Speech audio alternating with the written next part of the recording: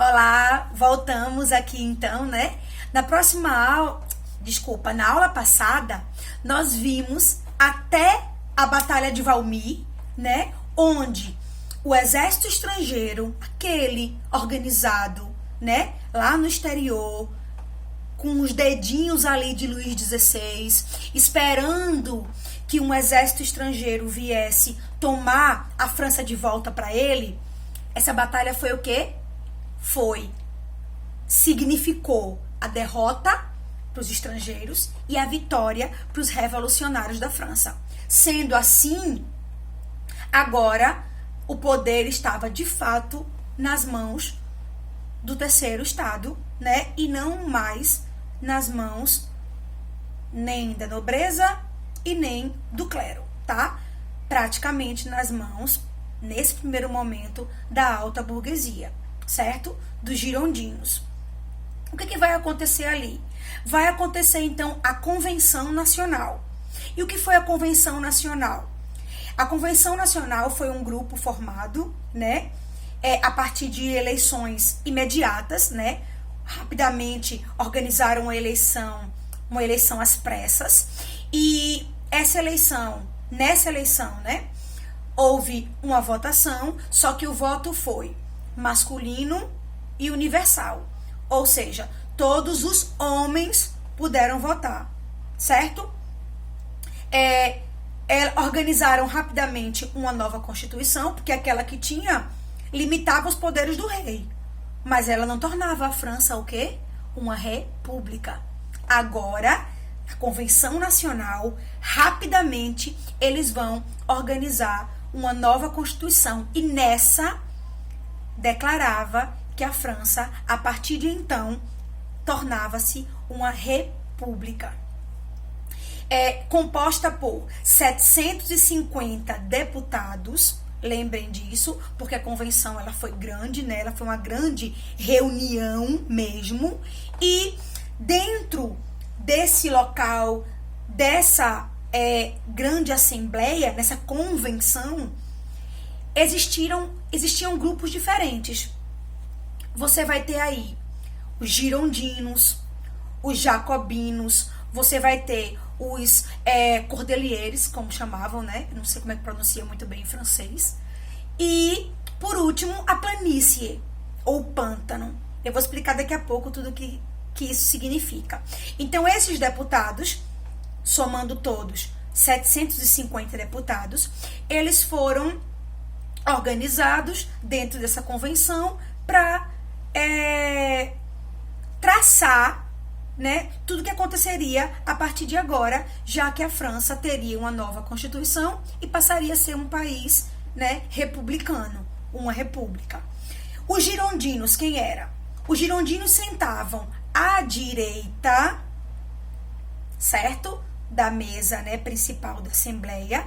Eles sentavam à direita e representavam a alta burguesia, ou seja, banqueiros, mercadores, aqueles que tinham dinheiro, né? Que mesmo fazendo parte do terceiro estamento, eles eram ricos, né? E, consequentemente, poderosos. À esquerda sentavam os jacobinos, tanto os jacobinos quanto o outro grupo, que era os cordeliers, né? Mas quem eram esses? Eram os rebeldes, de fato, os revolucionários, né? Eles tinham uma série de intenções, queriam que o povo participasse do processo revolucionário, queriam os dois grupos juntos, né? Reforma agrária, queriam confiscar as terras dos nobres e passar para a população, queriam organizar muito mais direitos, né? Para o povo mesmo, né? Para os mais pobres, operários, artesãos, camponeses. E nós temos também aí, dentro desse contexto, nós vamos ter a planície, ou pântano, né? Por que planície? Porque eles ficavam num local, eu disse que os girondinos ficavam à direita, os jacobinos e os cordeliers à esquerda, e nesse meio, planície ou pântano era o centrão. E estes? Qual era a posição posição política deles? Variava. Ora apoiavam girondinos, ora apoiavam jacobinos. Dependia. Eles não tinham uma ideologia muito bem formada e ficavam como folha seca, indo de um lado para o outro, para quem naquele momento lhe oferecesse, né, alguma coisa a mais. Nesse contexto, o que é que nós iremos ter? De fato, nós iremos ter a morte do rei. Por quê? Lembra que eu falei que ele tentou fugir, mas foi reconhecido? Ia fugindo ele e a família? Pronto. Foi reconhecido, capturado, ficou lá, preso. A convenção aconteceu, se organizaram nova Constituição, a França virou uma república, até que veio o julgamento de Luís XVI. Os girondinos, aqueles de direita, alta burguesia, não concordavam com a morte do rei, não.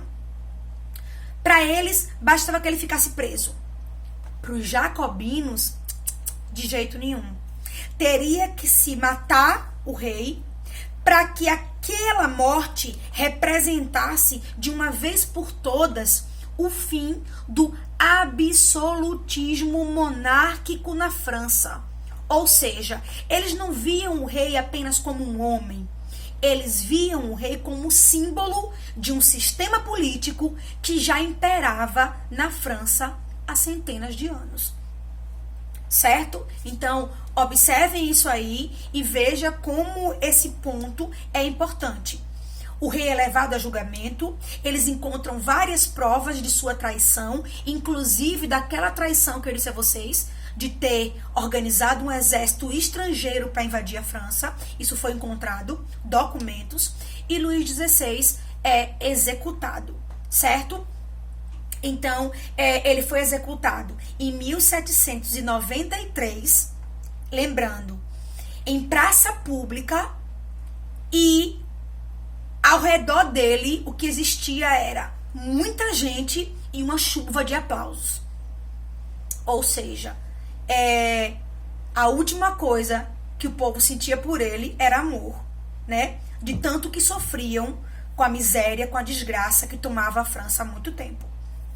E aí, com a morte do rei, o que vai acontecer? Os jacobinos vão se estabelecer no poder. E ao se estabelecer no poder, uma coisa que ninguém esperava, os jacobinos eles vão fazer um monte de coisa boa, isso se esperava, mas eles vão também agir com muita violência, agir com muita tirania, muito parecido com o que o rei fazia. Isso não era esperado, né, dos revolucionários, mas eles fazem reforma agrária, que é tomar terras dos nobres e passar para os camponeses. Isso foi excelente, porque diminuiu a fome, a miséria. Aboliram a escravidão, ainda tinha vestígios de escravidão na França. Tornaram o ensino primário obrigatório e público, minha gente. Educação pública com os jacobinos.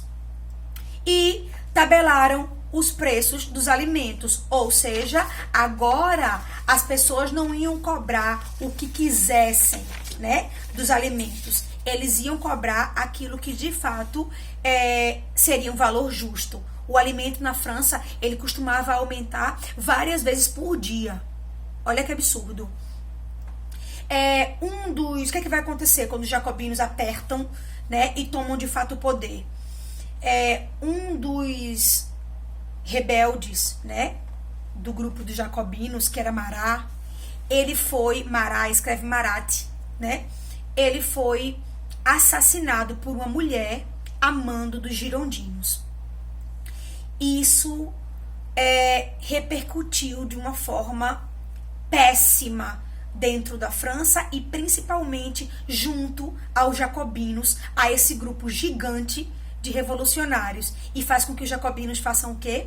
Comecem uma nova etapa, que é o terror jacobino, né?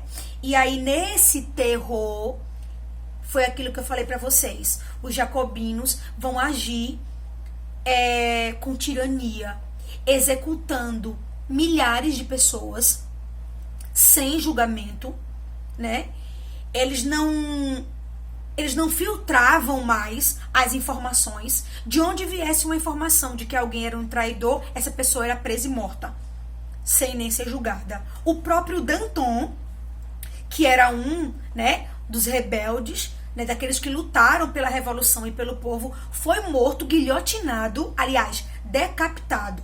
A maioria era guilhotinada, mas Danton foi decapitado só porque ele questionou o excesso de violência.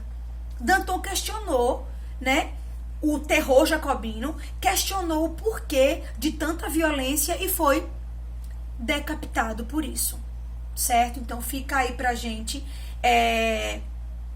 infelizmente, né, os jacobinos lutaram porque era a mesma coisa que tá levando o povo pro poder, e ao chegar no poder, eles simplesmente se perderam e agiram com a mesma tirania que o rei absoluto agia. Com tudo isso, o que é que vai acontecer? A própria população vai começar a se revoltar contra os jacobinos e vai dar uma margem para que os girondinos se organizem e consigam capturar Robespierre, que era o grande líder jacobino, do terror jacobino, inclusive, vai capturar Robespierre e outros líderes rebeldes, e todos eles também serão executados sem direito a julgamento. Olha aonde é que a França chegou, né? Onde a França chegou. Olha a situação da França agora. Robespierre morto, outros líderes mortos também, começa o Diretório. O Diretório foi uma fase em que os girondinos retomaram o poder. No entanto, a França vivia uma desordem, né? Muita pobreza, muita miséria, focos de rebeldia, ninguém conseguia controlar. Esse Diretório, em outras palavras, representava o fracasso, certo? Do pós-Revolução Francesa. A Revolução não foi um fracasso. O absolutismo acabou. O fracasso foi o pós-revolução, porque nas mãos de jacobinos e de girondinos, a França não conseguiu o progresso necessário, o progresso que era fundamental para que essa república, de fato, fosse para frente. A gente fica por aqui por quê? Porque é a partir do Diretório que vai aparecer a necessidade de uma pessoa. Começaram a pensar, a França precisa de uma pessoa, precisa de um homem forte, precisa de um líder. E quem era essa pessoa?